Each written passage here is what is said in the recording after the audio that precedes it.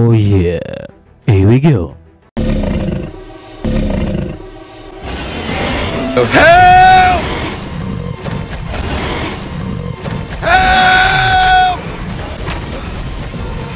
Help! Help me!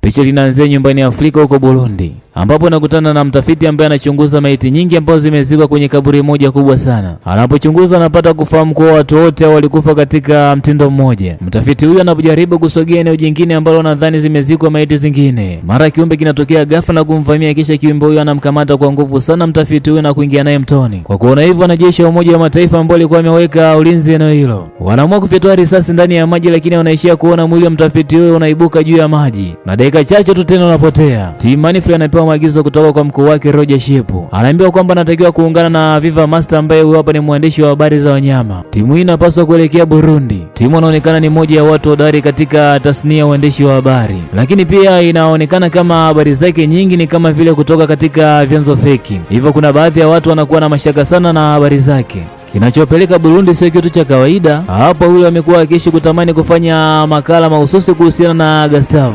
Gustave ambaye ni mamba mkubwa sana na kutisha. Ni Gustave ndiye ambaye watafuna watu ambao walijichanganya kuingia kwenye 18 zake. Mamba ambaye anatamba zake akiwa katika mto Rusizi. Umaarufu wa Gustave ulianza mara baada ya yule mtafiti kujichanganya katika anga za Gustave wakati anafanya utafiti wa kaburi ambao lilizika watu wengi huko Burundi. Maskini timu ana njia kukataa kwenda Burundi kwani ni sehemu ambayo kuna vita. Lakini pia nafasi yake kama mwandishi wa habari ipo kwenye hali mbaya. Kama atafanikiwa kuripoti makala nzuri huko Burundi kuhusiana na Gustave, basi itakuwa imempiga tafu kubwa sana ili kuweza kurudisha imani yake kwa watu ambao walikuwa muamini katika habari zake. Katika safari hii timu pamoja na Vivo wanaungana na Moiga, Steve Johnson, bila kumsahau mwamba Mati Colin ambaye ndoto yake kubwa ni kumkamata Gustave akiwa hai. Safari inaanza mdogo mdogo mpaka wanafika kwenye uwanja wa ndege wa Bujumbura, ambapo anakaribishwa na Autu Mkwesa, mmoja ya maafisa wa serikali. Autu anawasihi kuwa hali ya kiusalama ndani ya Burundi sio shwari hata kidogo, na mara kadhaa kumekuwa na kadhia na vurugu kutoka kwa mmoja ya muasi ambaye anafahamika kwa jina la Alito Gustave. Basi Autu akaanza kuwapiga Kiswahili pale ili kuwachelewesha wasiweze kuanza kazi ambayo imewaleta pande hizi hapa za Burundi. Timu akaamua kumtisha Autu kwamba sio muda mrefu atampigia bosi mkubwa Roger ili kuweza kumwambia vitu ambavyo wanafanyiwa kwa sababu wamefika kufanya kazi, lakini bado wanapigwa tu ndani, muda unazidi kwenda na kazi yenyewe haionekani ambao wanatakiwa kuifanya.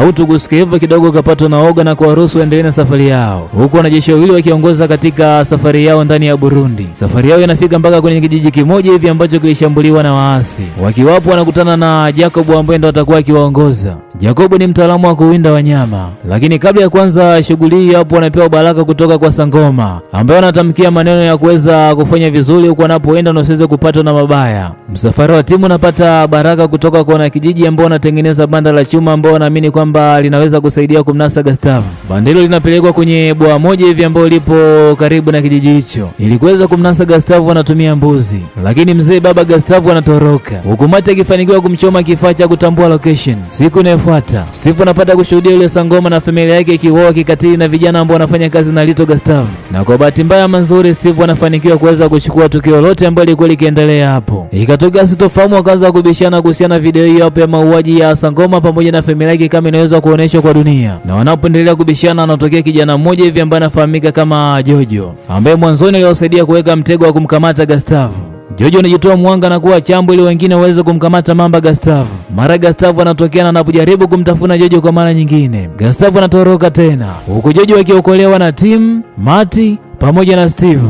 Siku zote wanasema kwamba kikulacho kingoni mwako. Kumbe kati ya wanajeshi wawili ambao walikuwa wamesindikiza kuna timu wako watu wazuri hata kidogo. Aviva anamkamata mwanajeshi mmoja hivi akiba pesa ndani ya hema ambalo wago analitumia kupumzikia. Lakini mwanajeshi huyo akamzidi nguvu Aviva na kutaka kumbaka. Lakini punde si punde akatokea Gustave na kumvamia mwanajeshi huyo na kumpatia haki yake stahiki. Aviva akaponea kwenye tundu la sindano. Mwanajeshi aliyosalia kati ya wale wawili anatumia radio call kumwaga mtama kwa Alito Gustave. Anasema kuwa waandishi hao wa habari wamechukua video za mauaji ya Sangoma na familia yake ambayo ilifanywa na vijana wa Alito Gustave kwa maelezo ya Alito Gustave. Timu na mwenzake wanafahamu kuwa mwanajeshi huyo ni snitch tu. Jacob anavamiwa na mwanajeshi huyo kwa imani kuwa labda Jacob ndo ambaye rekodi hiyo hapo video. Kurupushani zinaanza ambapo Jacob anajeruhiwa, ila Jojo anaingilia kati na kumpiga risasi mwanajeshi huyo. Wakiwa wanamtibia majeraha Jacob, mzibaba Gustavo anavamia tena na Jacob moyo unakuwa mgumu, kwani Gustavo ndiye ambaye aliondoa uhai wa mkewe. Jacob alishakulaga kiapo kitambo kwamba kuna siku moja tu lazima aje kulipiza kisasi kwa Gustavo.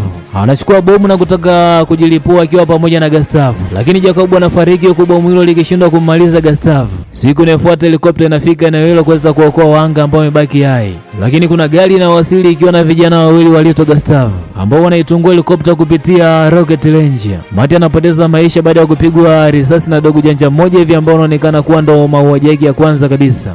Kivumbi kinatokea huko, vijana waliotoka Gustavo akiwa wamepewa maagizo kwamba kundi lote la timu lazima lipoteze maisha, lakini mwisho kabisa vijana waliotoka Gustavo wanapoteza maisha wakiwa kwenye sintofahamu kubwa na butwa. Ni hapa ndipo wanaelewa kuwa Sangoma aliwaambia kuwa mara kadhaa tunatengeneza mashetani sisi wenyewe binadamu. Uwepo hatari kubwa kutoka Gustavo wala sio bahati mbaya, ni kutokana na athari za vita. Watu wengi walikuwa wakipoteza maisha, hivyo mamba Gustavo alikuwa akipata chakula kwa kiasi kikubwa, kitu ambacho kilipelekea mwili wa Gustavo kuwa mkubwa kiasi hicho. Lakini mambo yanaharibika mara baada ya Mautu Mkwesa kuwasili akiwa kwenye Range Rover. Ile timu anacheki kwenye shingo ya Mautu Mkwesa, anashangaa kuona amevaa ile pale shanga ambayo ilikuwa imevaliwa na Sangoma. Ni hapa ndipo akagundua kwamba kumbe huyo hapa ndo Lito Gustavo mwenyewe. Kitu ambacho Lito Gustavo anakitaka kwa udi na uvumba ni ile pale video ambayo inaonyesha mauaji ya Sangoma na familia yake. Timu wanaamua kumlagai Lito Gustavo kwa kumwambia kuwa mkanda huo wa video upo sehemu ambapo ni kwa njia ya GPS pekee ndo anaweza kufikia. Kumbe GPS inawapeleka kule alipo Gustavo.